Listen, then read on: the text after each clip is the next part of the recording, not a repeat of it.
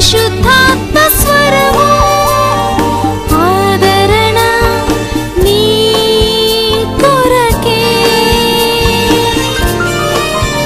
దైవాదరణ నీ కొరకే. దేవుని ప్రియమైన బిడ్డలారా, ప్రభువైన యేసుక్రీస్తు వారి నామములో మీ అందరికీ నా హృదయపూర్వకమైన వందనాలు. ప్రతిరోజు ఇదే సమయంలో ఇదే ఛానల్లో ఇదే సమయానికి ఈ యొక్క ఆదరణ అనే కార్యక్రమము తప్పక వీక్షించండి. అలాగే ఈ యొక్క సమయాన్ని దయచేసిన దేవాది దేవునికి ఎనలేని స్తుతులు చెల్లిస్తున్నాను. కొద్ది నిమిషాలు దేవుని వాక్యాన్ని మనం ఆలకిద్దాం. ఆలకించే ముందుగా చిన్న ప్రార్థన చేసుకుందాం. పరిశుద్ధుడా, ప్రేమ గల తండ్రి, మహోన్నతుడా, మహాగణుడా, ఇదిగో నాయన వాక్యం ద్వారా మాతో మాట్లాడండి ప్రభువా. వినే చెవి, గ్రహించే హృదయం మాకు దయచేయండి. ఈ వాక్యాన్ని ఆలకిస్తున్న ప్రతి బిడ్డని ఇప్పుడే మీ స్వాధీనపరచుకోండి ప్రభువా. మీరు మాట్లాడమని, దీవించమని యేసుక్రీస్తు నామములో అడుగుచున్నాను తండ్రి, ఆమేన్. ప్రియబిడ్డలారా, దేవునిని ఎలాగ వెంబడించాలి అనే అంశం మీద మొదటి భాగంలో 3 మాటలు మనం చూసాం. ఎలాగ వెంబడించాలి అంటే దేవునిని ప్రేమిస్తూ వెంబడించాలి. రెండవదిగా ఈ లోక సంబంధమైన నియమాలు, కట్టడలు, పద్ధతులు, ఆచారాలు వాటిని పక్కన పెట్టి వెంబడించాలి. మూడవదిగా ప్రభు వేటినైతే విడిచిపెట్టమంటారో వాటిని విడిచిపెట్టి మనం వెంబడించాలి. ప్రియబిడ్డలారా, ఇక్కడ ఈ యొక్క 2వ భాగంలో మనం చూస్తే ఎలాగ ప్రభుని వెంబడించాలి అంటే మత్తయి సువార్త 19వ అధ్యాయం 20వ వచనంలో ఒక ధనవంతుడు ప్రభువైన యేసుక్రీస్తు వారి యొద్దకు వచ్చి నేను నిత్యజీవం పొందాలంటే ఏమి చేయాలి అని అడుగుతాడు. ప్రభు అంటారు కదా, ఆజ్ఞలు గైకొనమంటారు. ఆ ఏ ఆజ్ఞలు అంటే దేని బిడ్డలారా, వ్యభిచరించవద్దు, దొంగిలవద్దు, అబద్ధం ఆడవద్దు, నీ తల్లిదండ్రులను సన్మానించుము అని ప్రభు ఈ ఆజ్ఞలు చెప్పినప్పుడు ఆయన చెప్పిన మాట ఏమిటంటే, ఆ ధనవంతుడు నేను బాల్యం నుండి వీటన్నిటిని నేను అనుసరిస్తున్నానయ్యా అంటాడు. అప్పుడు ప్రభు చెప్పిన మాట, ఇంకా నీకు ఒకటి కొదువుగా ఉన్నది అని చెప్పి, నీవు పరిపూర్ణుడ ఒకటకు కోరిన ఎడల పోయి నీ ఆస్తిని అమ్మి బేదలకిమ్ము, అప్పుడు పరలోకమందు నీకు ధనము కలుగును, నీవు వచ్చి నన్ను వెంబడించుము. మత్తయి సువార్త 19వ అధ్యాయం 20వ వచనంలో నీవు పరిపూర్ణుడ ఒకటకు కోరిన ఎడల పోయి నీ ఆస్తిని అమ్మి బేదలకిమ్ము, అప్పుడు పరలోకమందు నీకు ధనము కలుగును, నీవు వచ్చి నన్ను వెంబడించుము. దేని బిడ్డారా, ప్రభువైన యేసుక్రీస్తు వారిని వెంబడించడం అంటే ఇది సామాన్యమైన విషయం కాదు. ఇది చాలామందికి చాలా కష్టం, అసాధ్యం కూడా. ప్రభువే చెప్తున్నారు. ఎందుకంటే ఆ ధనవంతుడు ప్రభు చెప్పిన ఆ మాటకు ఏమాత్రం ఇష్టపడలేదు, లోబడలేదు, ఏమాత్రము కూడా ఆయన లోబడలేదు. దేని బిడ్డలారా, అంతేకాదు తన ముఖము చిన్నబుచ్చుకొని, ఎందుకంటే తన మిక్కిలి ధనవంతుడు. ఈ భూమి మీద ధనవంతులుగా ఉండకూడదు అనేది దేవుని ఉద్దేశం కాదు. మనము ధనవంతులుగా చెయ్యాలనేది దేవుని ఉద్దేశం. కొన్నిసార్లు దేని బిడ్డలారా, దేవుడు నీ విశ్వాసాన్ని పరీక్షించినప్పుడు, కొన్నిసార్లు నువ్వు దేవుని చిత్తం చెయ్యాలి అంటే ఆ ధనాన్ని దేవుని చిత్తానుసారంగా ఖర్చు పెట్టాలి. మన మట్టుకు మనం ధనవంతులం అయితే వ్యర్థమే. మనము సంపాదించుకునేది మన కోసం, మన కుటుంబం కోసం, మన బిడ్డల కోసం ఎంతైనా దాస్తూ ఉంటాం. అదంతా కూడా మన కోసం దాచేది. ప్రభు ఏమంటున్నారంటే, భూమి మీద మీ కొరకు ధనమును కూర్చుకొనవద్దు, పరలోకమందు ధనమును కూర్చుకొని అంటున్నారు. 2 రకాల ధనాలు. ఒకటి భూమి మీద ధనం, భూమి మీద మాత్రమే చెల్లుబడయ్యే ధనం ఇది. కానీ పరలోకంలో ఒక ధనం ఉంది, పరలోకమందు చెల్లుబడయ్యే ధనం ఉంది, కరెన్సీ ఉంది. అదే దేని బిడ్డలారా, ఈ భూమి మీద వేటిని ప్రభు కోసం ఖర్చు పెడతావో, వేటిని ప్రభు చిత్తానుసారంగా ప్రభు చెప్పిన మాటకు లోబడి నువ్వు ఖర్చు పెడతావో అదంతా కూడా నీ అకౌంట్లో పరలోకములో ధనముగా ఎంచుతున్నాడు ఆయన. నా సహోదరుడా, ఈ భూమి మీద చాలా కష్టమైంది ఏంటో తెలుసా? ఇవ్వడం. అప్పులు ఇస్తూ ఉంటాం, వడ్డీలకి ఇస్తూ ఉంటాం, ఏదో చేయబదులకి ఇస్తూ ఉంటాం. కానీ ఏ బదులు ఆశించకుండా ఆకలితో ఉన్న వారికి ఇవ్వాలి అంటే, వస్త్రహీనంగా ఉన్న వారికి ఇవ్వాలి అంటే, బేదలైన వారికి ఏదైనా సహాయం చేయాలంటే అది చాలా దేవుని ప్రేమ, దేవుని మనసు ఉంటేనే కానీ అది చెయ్యలేవు. మనుషుల కోసం చేసేవాళ్ళు ఉన్నారు. ఇంకా డబ్బు సంపాదించుకోవడానికి కొంచెం డబ్బు ఖర్చు పెట్టి ఏదో పేదలకు సాయం చేస్తున్నట్టు, కొంతమందికి కొన్ని కార్యక్రమాలు చేస్తున్నట్లు అవి ఫోటోలు తీసుకొని వాటిని బట్టి ఇంకా డబ్బు సంపాదించుకోవడానికి చేస్తూ ఉంటారు. కానీ దేని బిడ్డలారా, మనకు కలిగినవి పరలోకమందు చెల్లుబడయ్యే ధనాన్ని సంపాదించుకోవడానికి ఇక్కడ మనకున్న ధనాన్ని ప్రభు కోసం ఖర్చు పెట్టడం అనేది మనుషులకు చాలా కష్టమైన పని. ధనవంతుడితో ఎప్పుడైతే ప్రభు ఆ మాట చెప్పారో, నీకు కలిగినది అమ్మి బేదలకు ఇచ్చి నువ్వు వచ్చి నన్ను వెంబడించనగానే ఆయన ఆ మాట విని ముఖము చిన్నబుచ్చుకొని వెనుదిరిగి వెళ్ళిపోయాడు. దేని బిడ్డారా, ప్రభువుని వెంబడించేటప్పుడు వేటిని చూసి నువ్వు అభ్యంతరపడుతున్నావు? ఏవి నీకు అభ్యంతరంగా ఉన్నాయి? ఈరోజు ప్రభువుని వెంబడించడానికి ఎక్కువ శాతం మందికి అడ్డు వచ్చింది ఏంటంటే ధనమే. ఇస్కరియోతు యోధాకి 30 వెండి నాణ్యాలు ఇస్తానంటే ప్రభుని విడిచిపెట్టి వెళ్ళిపోయి ప్రభుని అప్పగించేశాడు. దేని బిడ్డలారా, అననీయ సప్ఫీరాలో దేవునికి ఇస్తానని దేని బిడ్డలారా వారి నోటితో వారే వాగ్దానం చేసి మళ్ళీ ఇచ్చే సమయానికి కొంచెం దాచుకొని కొంచెం ఇచ్చారు. వారి నష్టానికి వారి కారకులయ్యారు. దేని బిడ్డలారా, ఈ యొక్క సమయంలో ఈ భూమి మీద ధనం అనేది మనకు అవసరం. ధనము లేకపోతే ఏ పని జరగదు. కానీ దేవుడు మన ప్రతి అవసరతలో ఆయన మహిమైస్ నుంచి తీరుస్తూ ఉంటాడు. పక్షులను పోషిస్తున్న దేవుడు, అడవి గడ్డి పువ్వులను ఎంతో అందంగా అలంకరించిన దేవుడు మనల్ని విడిచిపెట్టడం. ఆయన మన కోసం తన ప్రాణం పెట్టాడు. ఆయన అంతగా ప్రేమిస్తున్నప్పుడు నిన్ను ఎందుకు విడిచిపెడతాడు? దేని బిడ్డలారా, నువ్వే దేవునిని వెంబడించడానికి కొన్ని విడిచిపెట్టలేకపోతున్నావు. అందుకే మన జీవితంలో అభివృద్ధి అనేది మనం చూడలేకపోతున్నాం. బైబిల్లో ఒక సత్యం మనం చూడగలం. అదేమిటంటే, వెదజల్లి ధనవంతులైన వారు కలరు, బిగబట్టి దరిద్రులైన వారు కలరు. దేని బిడ్డలారా, వెదజల్లి పేదల నిమిత్తము, ఆకలితో ఉన్న వారికో, వస్త్రహీనులకో, మందులు అవసరమైన వారికో, లేకపోతే ఏదో ఒక విధంగా పేదలకు సహాయపడి వారికి ఉన్న ధనాన్ని ఎంత వెదజల్లినా ఇంకా దేవుని చేత దీవించబడిన వారు ఉన్నారు. కొద్దిమంది ప్రతి పైసా కూడా, ప్రతి రూపాయి కూడా ఏ ఒక్కరికి కూడా ఏ మాత్రము సహాయం చేయకుండా వారి కళ్ళ ముందు బేదలు ఆకలితో ఉన్న, బేదలు రోగంతో ఉన్న, బేదలు వస్త్రహీనతతో ఉన్న, బేదలు ఏమీ లేక ఉన్న వారికి ఏమాత్రం సహాయం చేయాలనే ఆలోచన లేకుండా, ఇసుమంత ప్రేమ కూడా లేకుండా కఠిన హృదయులై దేవుడారా బిగబట్టి అంటే ప్రతి రూపాయి దాసి వారు అసలు ధనవంతులు అవ్వాలి, కానీ దరిద్రులైన వారు ఉన్నారంట. దేని బిడ్డలారా, ఎలాగుంది మన ఆత్మీయ జీవితం? ప్రభు నిమిత్తము మనము ప్రభుని వెంబడించినప్పుడు వెదజల్లేవారిగా మనం ఉండాలి. దేవుని కోసం మన కష్టార్జితంలో మనకు కలిగిన దాంట్లో దేవుని చిత్తానికి, దేవునికి మనం ఖర్చు పెట్టేవారిగా మనం ఉండాలి. నా సహోదరుడా, సహోదరి, ఈ యొక్క సమయంలో మనం ఎంతవరకు దేవుని చిత్తాన్ని నెరవేర్చి దేవుని వెంబడిస్తున్నాం? చాలాసార్లు వెంబడిస్తున్నాం అనే మాటే, కానీ మనము చాలా విషయాల్లో దేవుని సంపూర్ణమైన సంతోషాన్ని, ఆశీర్వాదాన్ని, ఆ రక్షణ ఆనందాన్ని మనం అనుభవించలేకపోతున్నాం. మన హృదయము ఇంకా ఇరుకుగా ఉంది. దేవుని ప్రేమ కుమ్మరించబడకుండా ఇంకా దేవుని కంటే ధనాన్ని ఎక్కువ ప్రేమించేవారిగా మనం ఉంటున్నాం. అందుకే దేవుని ప్రేమ మన హృదయాల్లో కుమ్మరించబడట్లేదు.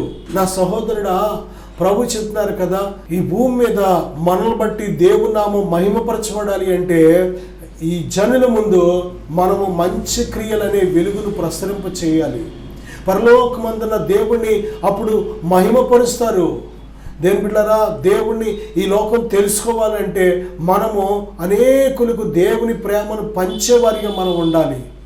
అనేకులకు ఒక మాదిరికరంగా మనం ఉండాలి. నా సహోదరుడా, మనుషుడు అనుకుంటున్నాడు ఈ లోకంలో నేను ధనవంతుడు అంటే గొప్ప పేరు వచ్చేస్తుంది అనుకుంటున్నాడు, ధనవంతులు అంటే గొప్ప విలువ వచ్చేద్ది అనుకుంటున్నాడు, ధనవంతుడు అంటే చాలా గొప్పవారు అనుకుంటున్నాడు. దేవుని బిడ్డలారా, మనము ఈ లోకానికి వచ్చినప్పుడు ఏమీ తీసుకొని రాలేదు. ఈ లోకం విడిచిపెట్టినప్పుడు ఏమీ తీసుకొని వెళ్ళాం. ప్రియబిడ్డలారా, ఈ లోకంలో ఉన్నంత వరకు కూడా కొట్టుకు చచ్చిపోతూ ఉంటాం, నాది నాది నాది నాది అని. మనం వెళ్ళిపోయిన తదనంతరం మన పిల్లలు కొట్టుకుంటూ ఉంటారు.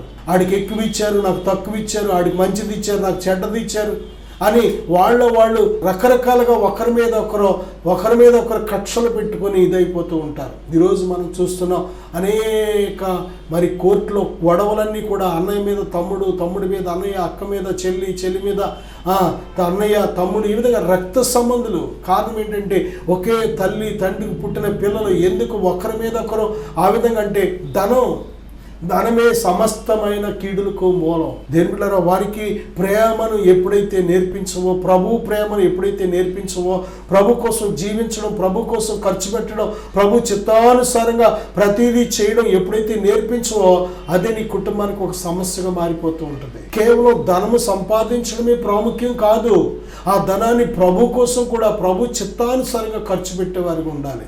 నువ్వు దేవుని చేతిలో ఉంటే దేవుడు తన చిత్తానుసారంగా మేలుకరంగా, నీకు దీవెనకరంగా, ఆశీర్వాదకరంగా ఖర్చు పెట్టేస్తాడు.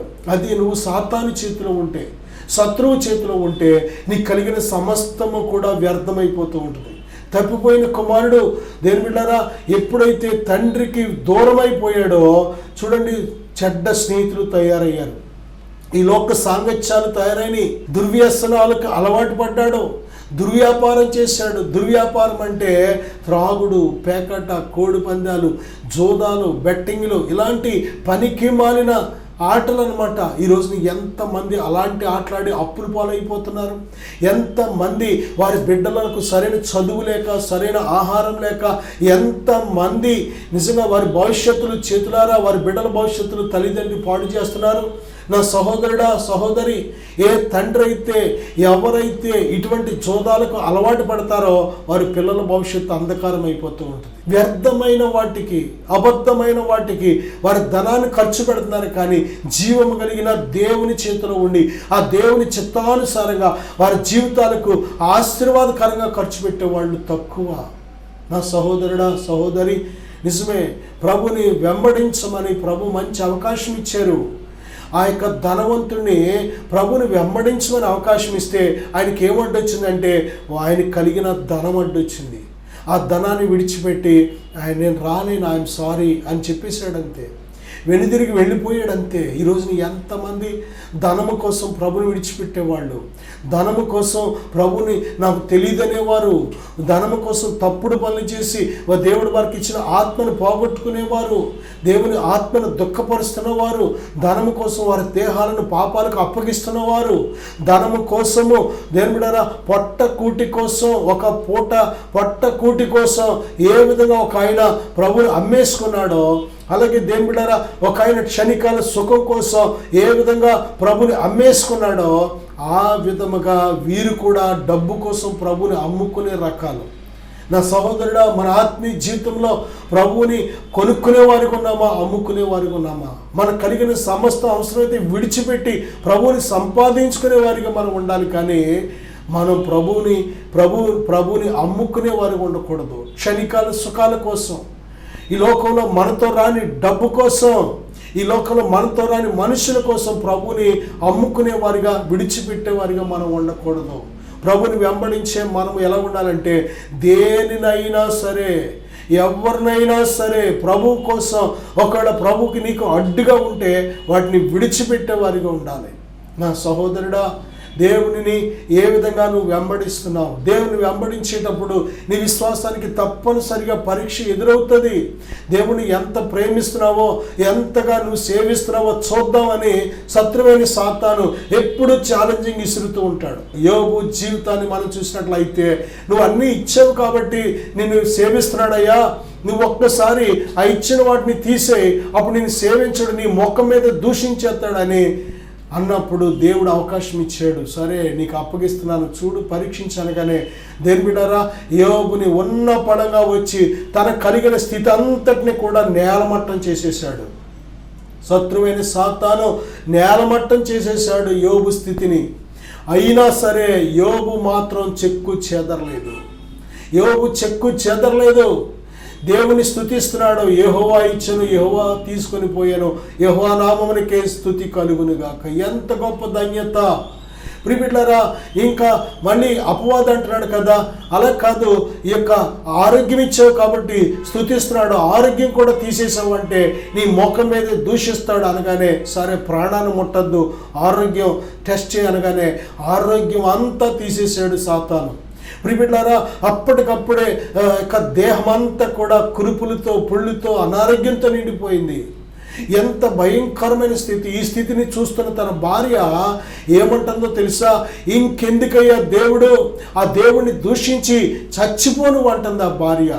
దేవుడు అన్నీ ఇచ్చినప్పుడు, అన్నీ బాగున్నప్పుడు, మంచి స్థితి ఉన్నప్పుడు దేవుని స్తుతించింది, దేవుని ఘనపరిచింది, తన భర్తతో పాటు పిల్లలతో పాటు దేవునితో గడిపింది.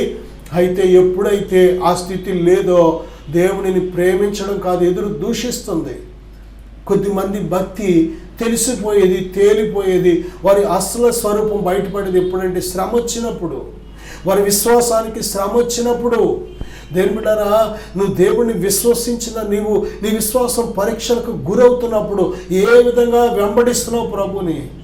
యోబు తను ఆఖరికి తన ప్రాణం పోయినా సరే, ప్రాణం పోయే పరిస్థితి వచ్చినా సరే, దేవుణ్ణి నేను విడిచిపెట్టననే ఒక గొప్ప తీర్మానం, ఒక గొప్ప సమర్పణ కలిగి ఉన్నాడు. నా సహోదరుడా, సహోదరి, దేవుణ్ణి వెంబడిస్తున్న నీవు కొన్నిసార్లు చల్లారిపోతున్నావా? కొన్నిసార్లు విడిచిపెట్టేస్తున్నావా? కొన్నిసార్లు దేవుడు నాకు ఏం చేశాడు, దేవుని నీ సంవత్సరం నుంచి నేను సేవిస్తుంటే నాకు ఎందుకు ఈ శోధన వచ్చింది, నాకు ఎందుకు ఈ పరీక్ష వచ్చింది అని ప్రశ్నిస్తున్నావా? దేవుడు తన్ను ప్రేమించు వారికి మేలు చేయాలని సమస్తము సమకూడి జరిగిస్తున్నాడు ఆయన. దేవుని బిడ్డ, కీడు మేలుగా మార్చే దేవుడు ఆయన. నువ్వు హెచ్చిపోకుండా ఉండి నిమిత్తము నీ ముందున్న ఉన్నతమైన ప్రయాణం, ఆ ఉన్నతమైన ప్రయాణానికి కావాల్సిన శక్తిని నీకు దయచేయాలని, నిన్ను ఆత్మీయ జీవితం ఇంకా బలపరచాలని, నిన్ను విశ్వాసం ఇంకొక మెట్టు ఎక్కించాలని దేవుడు ఏం చేస్తాడో తెలుసా? కొన్నిసార్లు మన యొక్క విశ్వాసాన్ని దేవుడు పరిస్థితులకు అప్పగిస్తూ ఉంటాడు, పరీక్షలకు అప్పగిస్తూ ఉంటాడు. పరిస్థితులు పరీక్షిస్తూ ఉంటాయి, మనుషులు పరీక్షిస్తూ ఉంటారు. ఆ టైంలో దేవుని కోసం నిలబడాలి, విశ్వాసములో స్థిరురాలుగా ఉండాలి. దేవుని బిడ్డలారా, దేవుడు నీకు తోడుగా ఉండగా ఎవ్వరూ నేను ఏమీ చేయలేదు. నీ తల వెంట్రుకలన్నీ లెక్కించిన దేవుడు, నిన్ను తన ప్రాణంగా ప్రేమిస్తున్న దేవుడు నీతో ఉండగా ఎవ్వరు ఏ పరిస్థితిని ఏమీ చేయలేవు. నా సహోదరుడా, ఈ భూమి మీద ఇది యుద్ధకాలం అని బైబిల్ చెప్తుంది. ఈ భూమి మీద మన దినములన్నీ కూడా యుద్ధ రోజులు అనమాట. ప్రతిరోజు యుద్ధమే. ఓ ప్రక్కన ఆత్మకు విరోధంగా శరీరానికి విరోధంగా ఆత్మ యుద్ధం. ఓ ప్రక్కన లోకానికి విరోధంగా మనకు విరోధంగా లోకంతో యుద్ధం. ఓ ప్రక్కన మన శత్రువైన సాతానుతో యుద్ధం. దేవుడు ఒక ప్రక్కన పాపపు జీవితం, ఒకప్పుడు ఏ విధంగా పాపంలో బ్రతికామో ఆ పాపంతో యుద్ధం. ప్రతిరోజు జయించుకుంటూ దేవుని కోసం జీవించడమే ఆత్మీయ జీవితం. ప్రతిరోజు చెడుతనాన్ని అసహించుకుని జీవించడమే ఆత్మీయ జీవితం. ఆత్మీయ జీవితం అంటే బైబిల్ పట్టుకోవడం కాదు. ఆత్మీయ జీవితం అంటే 4 వాక్యాలు కంఠస్థం బట్టి, 4 పాటలు కంఠస్థం బట్టి ఇది కాదు. ఆత్మీయ జీవితం అంటే ప్రతిరోజు నీకు విరోధంగా దేవునికి నీకు మధ్య అడ్డుగా వచ్చే ప్రతి పరిస్థితిని కూడా జయించడం, ప్రతి శోధన జయించడం, ప్రతి పరీక్షను జయించడం, ప్రతి ఆటంకాన్ని జయించి ప్రభు కోసం నిలబడడమే ఆత్మీయ జీవితం. నా సహోదరుడా, సహోదరి, యొక్క సమయంలో దేవుని ఎలా వెంబడిస్తున్నావు? దేవుని వెంబడించే వ్యక్తి ఎలాగ వెంబడించాలి అంటే ధనము కంటే ఎక్కువగా దేవుణ్ణి ప్రేమించి వెంబడించాలి. కొన్నిసార్లు ఆ ధనము అడ్డుకుంటే దాన్ని విడిచిపెట్టు. కొన్నిసార్లు ఆ ధనాన్ని దేవుడు వేటి కోసం ఖర్చు చేయమన్నాడు, వాటి ఖర్చేయి. ఈ లోకంలో మనకు కలిగినదంతా ఆయన ఇచ్చిందే. మనం వచ్చినప్పుడు ఏమీ తేలేదు. మనకు కలిగింది ఏదైనా మనం కలిగి ఉన్నాము అంటే అది దేవుడిచ్చిందే కనుక ఆ స్థితిని బట్టి దేవుని మహిమపరచు. ఆ స్థితి ద్వారా దేవుని మహిమపరచు. ఆ పరిస్థితి ద్వారా దేవుని వెంబడించు. దేవుని ప్రియబిడ్డ, దేవునిని ఎలాగ వెంబడించాలి అంటే మరొక మాట చూద్దాం. మార్క్స్ వార్త 9వ అధ్యాయం 38 నుంచి 40 వరకు చూస్తే, అంతటి యోహాను బోధకుడా, ఒకడు నీ పేరట దయ్యములను వెళ్ళగొట్టుట చూచితిమి, వాడు మనలను వెంబడించువాడు కాడు కనుక వానిని ఆటంకపరిచితమని చెప్పాను. అందుకు యేసు, వానిని ఆటంకపరచకుడి. నా పేరిట అద్భుతము చేసి నన్ను చులకనగా నిందింపగలవాడు ఎవడును లేడు. మనకు విరోధి కానివాడు మన పక్షముగా ఉన్నవాడే. ప్రియబిడ్డలారా, దేవునిని ఎలాగ వెంబడించాలి అంటే దేవుని పక్షంగా నువ్వు ఉండి దేవుని వెంబడించాలి. దేవుని పక్షంగా నువ్వు ఉండాలి. దేవుని నామాన్ని మహిమపరిచే వ్యక్తిగా ఉండాలి. నువ్వు నిన్ను బట్టి దేవుని నామం అవమానపరచబడకూడదు. నువ్వు సాతాను సంబంధిగా ఉండి దేవుణ్ణి వెంబడించలేవు. దేవుని వెంబడిస్తూ సాతాను పక్షంగా నువ్వు ఉండలేవు. ఎవడను ఇద్దరు యజమానులకు దాసుడుగా ఉండలేడు. నీకు దేవుడు కావాలి, లోకం కావాలి, దేవుడు కావాలి, సాతాను కావాలి, దేవుడు కావాలి, పాపం కావాలి అంటే you cannot satisfy two masters. నువ్వు దేవునిని, లోకాన్ని, దేవునిని, సాతాన్ని, దేవుని, ధనాన్ని, దేవునిని, శరీర సంబంధమైన క్రియలను రెండింటిని నేను వెంబడిస్తానంటే నువ్వు వెంబడించలేవు. ప్రియబిడ్డ, ఎవరో ఒక్కరిని వెంబడించాలి, ఒక్కరిని ప్రేమించాలి. దేవుణ్ణి ప్రేమిస్తే ఈ లోకాన్ని నువ్వేం చేయాలంటే సిలువేయాలి. దేవుని ప్రేమిస్తే శరీర కార్యాలు సిలువేయాలి. దేవుని ప్రేమిస్తే పాపము నిమిత్తము చచ్చిన వాడిగా మనం బ్రతకాలి. నా సహోదరుడా, దేవుని ప్రేమించి దేవుని వెంబడించే వ్యక్తిగా మనం ఉండాలి. నిజమే, దేవుని పక్షంగా మనం ఉన్నామా? దేవునికి మహిమ తెచ్చే బిడ్డలుగా మనం జీవిస్తున్నామా? దేవునికి చిత్తాన్ని జరిగించే వారిగా మనం జీవిస్తున్నామా? నా సహోదరుడా, దేవుని చిత్తం చేయవాడే నిరంతరము జీవించును. ఈ లోకము దాని ఆశ గతించిపోతాయి. ఈ లోకపు నటన గతించిపోతుంది. ఈ లోకంలో స్థిరముగా ఉండి నరుడు ఒక్కడలో ఉండడం. మనకంటే గొప్పవారు, బలవంతులు, ధనవంతులు, ఎంతో అందచందాలు కలిగిన వారు గతించిపోయారు, దాటిపోయారు. మనం ప్రతిరోజు చూస్తున్నాం. ఎంతోమంది మనల్ని పిలుస్తూ ఉంటారు, అయ్యా పలా ఆయన చనిపోయాడు, పలా రోజున కార్యం రండి అని పిలుస్తూ ఉంటారు. దేని బిడ్డారా, ఎంతో మంది మనను పిలుస్తూ ఉంటారు, పలాయన గతించిపోయాడు, పలావిడ గతించిపోయింది, పలాయన గతించిపోయాడని. ప్రతి సంవత్సరంలో ఎంతో మంది గతించిపోతున్నారు. ఈ 2026 సంవత్సరంలో నువ్వు సజీవుడిగా, సజీవురాలుగా ఉన్నావంటే దేవునిని వెంబడించడానికి దేవుడు ఈ అవకాశం ఇచ్చాడు. దేవుని వెంబడించడానికి ఈ జీవిత కాలాన్ని దేవుడు పొడిగించుకుంటూ వస్తున్నాడు. బైబిల్ చెప్పింది యాకోబు రాసిన పత్రికలో, ప్రియబిడ్డలారా, మనము కొంతసేపు కనబడంతలో మాయమైపోయే ఆవిరి వంటి వారం. ఆవిరి లాంటిది మన బ్రతుకు. చాలాసార్లు మేసాలు పెంచుకొని మనమే చాలా పెద్ద హీరోల కింద ఫీల్ అవుతూ ఉంటాం. చాలాసార్లు కండలు పెంచుకొని మనమే బలవంతులు అని ఫీల్ అవుతూ ఉంటాం. చాలాసార్లు డబ్బు కూడగట్టుకొని మనమే చాలా ధనవంతులు, గొప్పవారు అనుకుంటూ ఉంటాం. మనమే మనుషుల మీద అధికారం సంపాదించుకొని మనమే గొప్ప అధికారం అనుకుంటూ ఉంటాం. మట్టి వంటిది నా సహోదరుడా నీ జీవితం. నా సహోదరి, అందం మోసకరము, సౌందర్యం వ్యర్థమని బైబిల్ చెప్తుంది. మట్టిలో పెట్టే అందం ఇదంతా, మట్టిలో పెట్టే సౌందర్యం. ఎంత అందమైన సౌందర్యమైన ఒక దినాన మట్టిలో పెట్టేయాలి, కుళ్ళిపోతుంది. ఇది అస్థిపంజరం కూడా ఉండదు ఈ బొమ్మకి. దేన్ని చూసి నువ్వు గర్వపడుతున్నావు, దేన్ని చూసి ఆశ్చర్యపడుతున్నావు, దేన్ని చూసి అతిశయపడుతున్నావు? దేని బిడ్డారా, ఒక దేవునిని బట్టి మనం గర్వించేవారికి ఉండాలి, దేవునిని బట్టి అతిశయపడేవారికి ఉండాలి. కానీ ఈ లోకంలో దేనిని బట్టి కూడా మనం అతిశయపడినా సరే మనను మనం మోసపరుచుకుంటున్నాం. దేవుడు దీనుల పక్షం ఉండే దేవుడు కానీ గర్విష్ఠుల పక్షం ఉండే దేవుడు కాదు.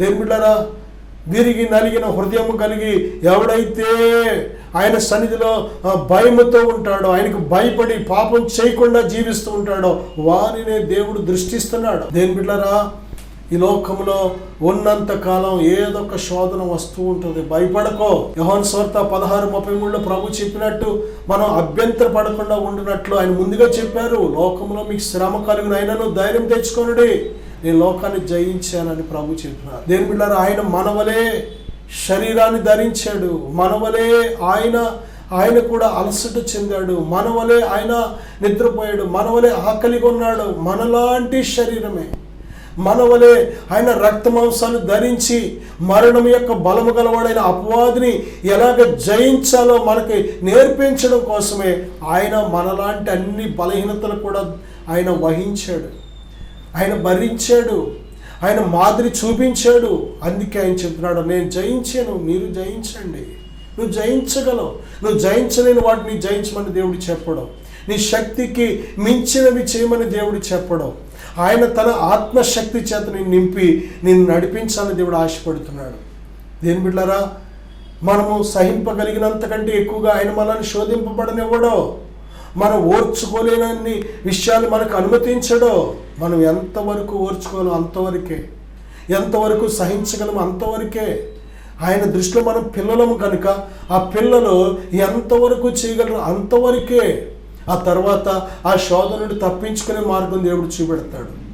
నా సహోదరుడా, సహోదరి, ఇది అనుకూలమైన సమయం, ఇదే రక్షణ దినం, ఇదే దేవుడిని ప్రేమించి పిలుస్తున్న సమయం. ఇది దేవుని వెంబడించు. ఈ వెంబడించే జీవితాయుష్కాలం వ్యర్థమైపోతే, ముగిసిపోతే తర్వాత వెంబడించడానికి ఉండదు.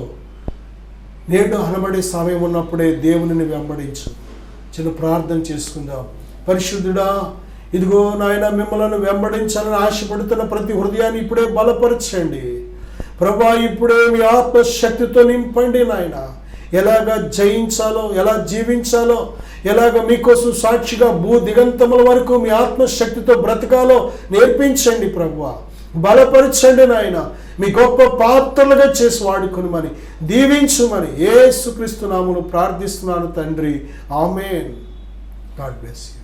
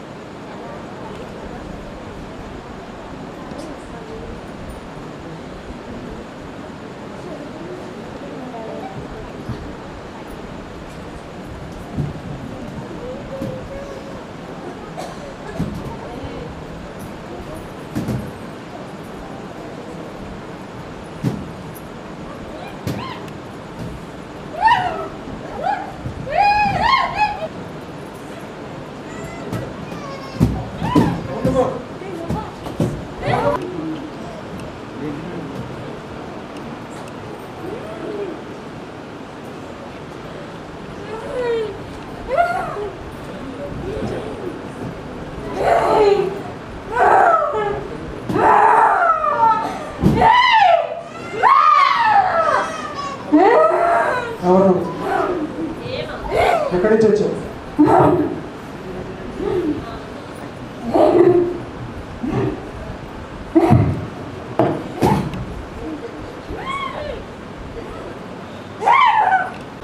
యేసుక్రీస్తు నామమున ఆజ్ఞాపిస్తున్నా. ఎప్పటి నుంచి ఉన్నావు? ఎంతకాలం నుంచి ఉన్నావు?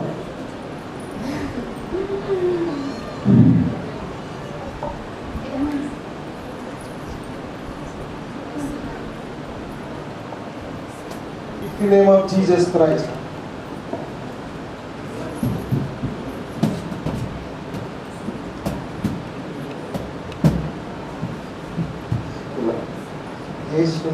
విడుదల ప్రకటిస్తున్నాను. మొదలుకొని సంపూర్ణ ఆరోగ్యం, నెమ్మది, సంతోషం కలుగులుగా అర్పిస్తున్నాను. దేవుడిని విడిపించాడు. సంతోషంగా దేవుడికి స్తోత్రం చెప్పండి. హల్లెలూయా. దేవుడు నన్ను విడిపించాడు. నా పేరు వచ్చి విజయలక్ష్మి అండి. మా ఊరు వచ్చి చాదరేసుకుంటా. నేను కొన్ని రోజులుగా ఎంతగానో నలిగిపోతున్నాను. అది ఏంటన్నది నాకైతే తెలియడం లేదు. ఇంట్లో బాధల వల్ల ఎందుకు నలిగిపోతున్నానో తెలియడం లేదు. పిల్లల విషయం వచ్చి కూడా వాళ్ళు ఎంతగానో నా దగ్గరికి వచ్చినా నేను వాళ్ళని కూడా దగ్గరికి రానివ్వడం లేదు. అది కోపం వచ్చేస్తుంది. వాళ్ళతో ఎంతగానో చిరాకు పడుతున్నాను నేను. అది కూడా నాకు తెలియడం లేదు. ఇంట్లో భర్త విషయమందు, కుటుంబ విషయమందు నేను ఎంతగానో నలిగిపోతున్నాను. అది నాకు తెలియడం లేదు. తర్వాత వచ్చి వాళ్ళతో దెబ్బలాడుకున్నా, ఏం చేసినా నేను దేంతో దాంతో కొట్టేసుకుంటున్నాను. అది నేను ఎందుకు ఇలా చేసుకుంటున్నానో కూడా నాకు తెలియడం లేదు. ఇలా అమ్మ వాళ్ళు నన్ను ఇలా రమ్మని చెప్పారు. ఫాస్ట్ గారి దగ్గరికి వచ్చాను. నేను వచ్చినా నేను దగ్గరికి రావడానికి ఎంతగానో ఆలోచిస్తున్నాను. ఆయన వచ్చి నాకు ఏమీ కాదు, నీకు ఇలా ఉంటుంది నీకు అని ఆయన నాకు ఎంతగానో చెప్పారు. చెప్పి నేను ఆయన దగ్గరికి వచ్చేసరికి జీవజలాలు ఇలా జల్లడం వల్ల నాలో ఉన్న దురాత్మ ఎంతగానో బయటికి వెళ్ళిపోయింది. దేవుడు నన్ను ఎంతగానో దీవించి నాకు ఇంత ఆరోగ్యవంతమైన శక్తిని నాకు కలగజేశారు. తల్లో ఉన్న భారం మొత్తం నాకు ఎంతగానో తొలగిపోయింది. తల్లో ఎంతగానో బాధపడుతూ నాకు ఏదేదో అయిపోతున్నట్టు దేంతోనూ కొట్టేసుకుంటున్నాను నేను. అలాంటిది దురాత్మ నాలో ఉండి నన్ను ఎంతగానో శోధన పెట్టింది. ఈ పెట్టడం వల్ల నాకు ఈ జీవజలాలు జల్లడం వల్ల నాకు ఎంతగానో పరిశుద్ధాత్మ నాకు ఎంతగానో కలగజేసాడు దేవుడు. నాకు ఎంతగానో ఇప్పుడు తేలిగ్గా ఉంటుంది. ఉండి నన్ను దేవుడు ఎంతగానో దీవించి బలపరిచినందుకు నా కుటుంబాన్ని కూడా నాకు ఈ సన్నిధిలోకి నడిపించమని, నా కుటుంబాన్ని దేవుడు దీవించి ఆశీర్వదించమని, చిన్న సాక్ష్యం దేవుడు దీవించమని